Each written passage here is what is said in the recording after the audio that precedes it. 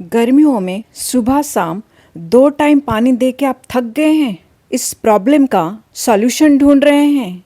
मैं इस प्रॉब्लम का सॉल्यूशन लेके आई हूँ। पौधे और मिट्टी अगर धूप के डायरेक्ट कांटेक्ट में आते हैं तभी हमें ज़्यादा पानी उनको देना पड़ता है। आधा पानी धूप ही ले जाता है, चाहे पौधे के पत्तों से हो चाहे मिट्टी से हो। अगर मिट्टी को हम कवर करके रखेंगे तो मिट्टी से मॉइस्चर धूप नहीं ले पाता है। नेचुरल या प्राकृतिक खेती में कम पानी का प्रयोग करके, यानी दिन में एक बार भी हम सिंचाई करके भी अपनी फसल उगा सकते हैं। तो मेरे साथ बने रहिए जानने के लिए कैसे दिन में एक बार पानी की सिंचाई करके मैं अपना फसल ले पाती हूँ, उसके ऊपर मैं आज बात करूँगी। गुड मॉर्निंग, नमस्ते। मैं दुर्गा पॉट टू प्लेट में आप सभी का स्वागत करती हूँ। मैं नेचुरल फार्मिंग करती हूँ। नेचुरल यानी प्राकृतिक खेती करती हूँ। नेचुरल फार्मिंग में सबसे पहला रूल होता है कम लागत, यानी कम पैसे से, कम खाद से और कम पानी डालकर कैसे दुगना फसल आमदनी कर सकते हैं। कम पैसे से और कम खाद से कैसे बनाना है, इस टॉपिक के ऊपर किसी और वीडियो में मैं बात करूंगी। आज की वीडियो में कैसे मैं एक ही बार पानी पटाती हूँ और उसी में ही मेरे सारे पौधे अच्छे रहते हैं, कोई भी मुरझाता नहीं है। इस वीडियो को मैं दोपहर की 12:30 बजे शूट कर रही हूँ। देखिए कितना धूप है। गर्मियों में धूप ऊपर से जाती है और ठंडियों में साइड से जाती है। 12:30 बजे की धूप में देखिएगा सारे पौधे की पत्ते मुरझाए हुए दिखाई देते हैं, लेकिन मेरे पौधों की एक भी पत्ता मुरझाया हुआ नहीं है, क्योंकि पौधों में डायरेक्ट धूप नहीं गिर रहा है। मैंने लगाया है ग्रीन नेट, जो कि डायरेक्ट धूप से पौधों को बचा रहा है। लेकिन दोस्तों, कोई भी ग्रीन नेट आप लगा लेंगे तो चल जाएगा, ऐसा नहीं है। कितने परसेंट की धूप आपकी पौधों को चाहिए वो जानना बहुत ज़रूरी है। उसी हिसाब से ही हम शेड नेट खरीदेंगे। बिना धूप के भी पौधों में फल नहीं हो पाएगा, फोटोसिंथेसिस नहीं हो पाएगी और पौधे अपनी खाना बना नहीं पाएंगे।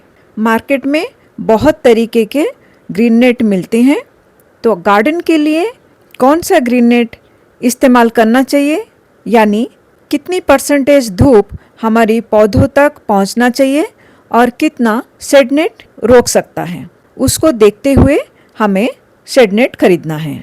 शेड नेट के ऊपर पूरा डिटेल जानकारी देने से पहले मैं ये क्लियर करना चाहूँगी कि अगर आप शेड नेट पे पैसा खर्चा करना नहीं चाहते हैं तब भी अपने टेरेस गार्डन को छायादार बना सकते हैं। हम भारत में ज़्यादातर महिलाएं साड़ी पहनते हैं, तो पुराने साड़ी को भी हम पौधों के ऊपर छाया बनाने के लिए इस्तेमाल कर सकते हैं। और अगर आप कहेंगे कि आजकल साड़ी कोई नहीं पहनता, सब सूट पहनते हैं, हमारे पास साड़ी नहीं है, तो क्या कर सकते हैं? तो दूसरा तरीका ये है, धान को काटने के बाद धान का जो पेड़ होता है उसको पुहाड़ कहा जाता है। उस पुहाड़ को भी आप मचान के ऊपर बांधकर अपने पौधों के ऊपर छाएं बना सकते हैं।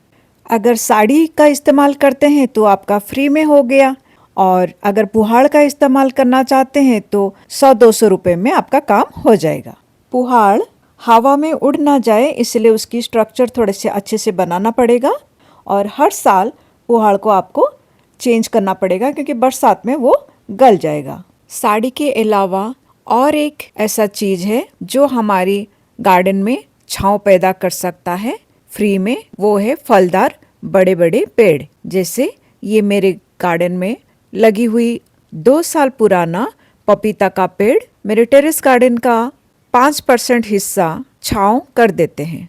जैसे जैसे धूप घूमता रहता है वैसे वैसे पपीते के पेड़ के नीचे के एरिया में लगी हुई पौधों को छांव होता रहता है।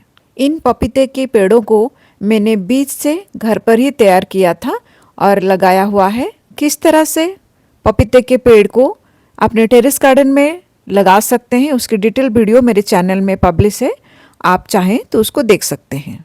पपीते के पेड़ के पत्ते काफ़ी हार्डी होती हैं और उनके ऊपर शेड नेट लगाने की ज़रूरत नहीं होती है। इसी तरह कुछ बड़े पेड़ अगर आपके टेरेस गार्डन में हैं, उन बड़े पेड़ों की छांव के नीचे छोटे पेड़ों को रखकर धूप से बचा सकते हैं। ये तो थे कुछ फ्री के जुगाड़ अपने टेरेस गार्डन के पौधों को इतनी तपती गर्मियों से बचाने का तरीका।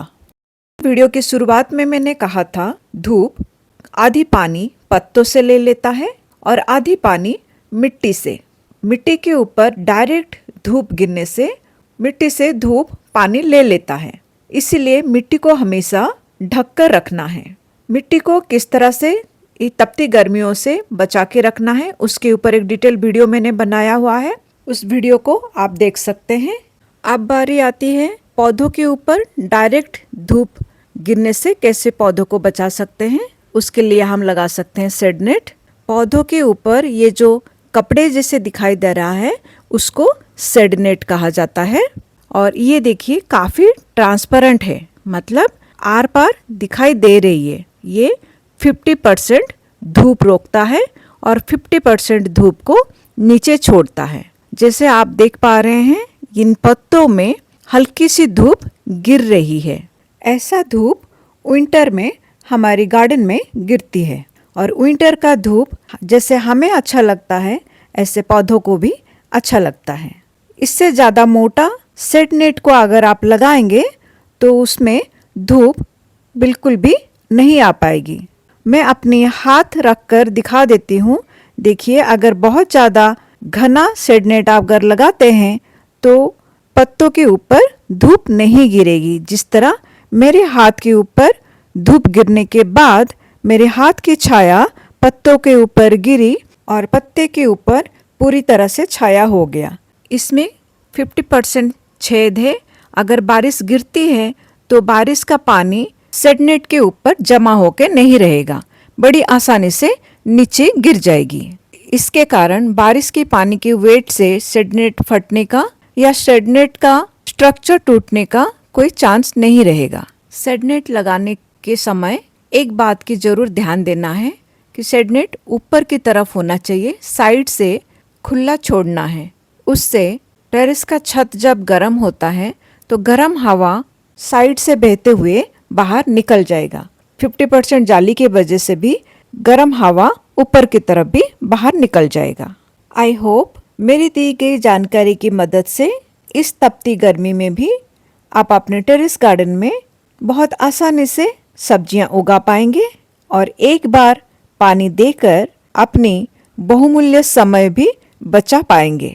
बातों बातों में मैंने अपने टेरेस गार्डन में जितने भी गर्मियों के सब्जियां लगाई थी वो भी मैंने आपको दिखा दिया। अभी मेरे टेरेस गार्डन पर कौन से वेजिटेबल्स आने शुरू हो गए हैं आपने तो देख लिया। अगर कमेंट सेक्शन में वेजिटेबल्स के नाम बता पाएंगे तो मुझे बहुत अच्छा लगेगा। और एक रिक्वेस्ट है दोस्तों, बहुत सारे दोस्त मेरे वीडियो देख लेते हैं पर चैनल को सब्सक्राइब नहीं करते हैं।